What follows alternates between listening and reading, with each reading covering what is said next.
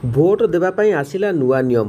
କ'ଣ ରହିଛି ନୂଆ ନିୟମ ଦେଖନ୍ତୁ 2024ର ଯେଉଁ ଇଲେକ୍ସନ୍ ଆସୁଛି ତ ନିଶ୍ଚିତ ଭାବରେ ଜୁନ୍ ମାସରେ ଇଲେକ୍ସନ୍ ଆସୁଛି। ଜୁନ୍ ମାସରେ ଇଲେକ୍ସନ୍ ହେବ ତ ଏଇ ଇଲେକ୍ସନ୍ରେ କିଛିଟା ନିୟମ ଆସିଛି।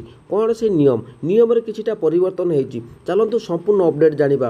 ତ ଯେଉଁମାନେ ଆମେ ସମସ୍ତେ ତ 18 ବର୍ଷରୁ ଅଧିକା ଯେଉଁମାନେ ସେମାନେ ଭୋଟ ଦେବେ ତ ସେଇ ଭୋଟ ଦେବା ବିଷୟରେ କିଛି ଅପଡ଼େଟ୍ ଅଛି। ଚାଲନ୍ତୁ ସମ୍ପୂର୍ଣ୍ଣ ଅପଡ଼େଟ୍ ଜାଣିବା।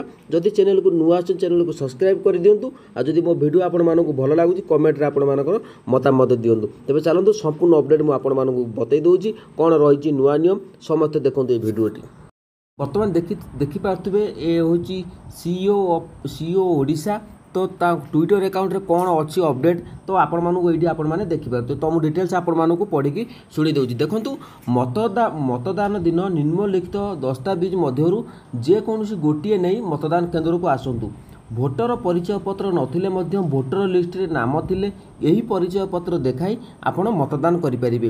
ତ ଦେଖନ୍ତୁ ଭୋଟର ଲିଷ୍ଟରେ ଯଦି ଆପଣମାନଙ୍କ ପାଖରେ ଭୋଟର ପରିଚୟପତ୍ର ନାହିଁ, ଭୋଟର ଲିଷ୍ଟରେ ନାମ ଥିଲେ ମଧ୍ୟ ଏଇସବୁ ଯେଉଁ ଦସ୍ତାବିଜ ଗୁଡ଼ିକ ଅଛି ତ ସେଇ ଦସ୍ତାବିଜ ଗୁଡ଼ିକ କ'ଣ ରହିଛି ଆପଣମାନଙ୍କୁ ମୁଁ ଦେଖାଇ ଦେଉଛି। ତ ଆପଣମାନେ ସମସ୍ତେ ଜାଣି ନିଅନ୍ତୁ।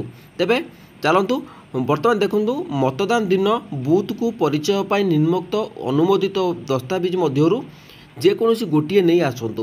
ତ ଏଇଠି ପ୍ରଥମେ ଏଇଠି ଆପଣମାନଙ୍କୁ ଦେଖିପାରୁଥିବେ ଓଡ଼ିଆରେ ଭୋଟ ପରିଚୟପତ୍ର, EPIC, ଆଧାର କାର୍ଡ଼, ପାନ୍ କାର୍ଡ଼, NPR ଅନ୍ତର୍ଗତ RGI ଦ୍ୱାରା ପ୍ରଦତ୍ତ ସ୍ମାର୍ଟ କାର୍ଡ଼।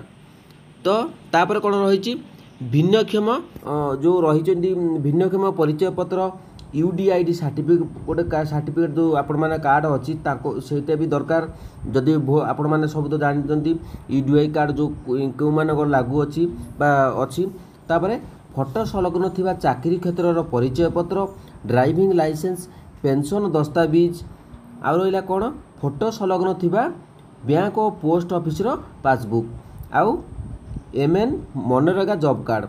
ତ ଶ୍ରମ ମନ୍ତ୍ରଣାଳୟ ଯୋଜନା ଅଧୀନରେ ପ୍ରଦତ୍ତ ସ୍ୱାସ୍ଥ୍ୟ ବୀମା ସ୍ମାର୍ଟ କାର୍ଡ଼, ସାଂସଦ ଓ ବିଧାୟକ ବିଧାନସଭା ପରିଷଦର ସଦସ୍ୟକୁ ଦିଆଯାଉଥିବା ସରକାରୀ ପରିଚୟପତ୍ର ଆଉ ପାସପୋର୍ଟ।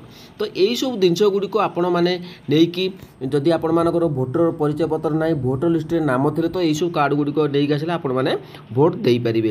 ତ ନିଶ୍ଚିତ ଭାବରେ ଅପଡ଼େଟ୍ଟି ଆପଣମାନଙ୍କୁ ଯଦି ଭଲ ଲାଗିଲା ତ ଆପଣମାନେ ମତାମତ ଦିଅନ୍ତୁ। ଯଦି ଆପଣମାନେ ଜାଣିଥିଲେ ତ ୟେସ୍ ଲେଖନ୍ତୁ, ଯଦି ଜାଣିନଥିଲେ ତ ନିଶ୍ଚିତ ଭାବରେ ଆପଣମାନଙ୍କର ମତାମତ ଦିଅନ୍ତୁ।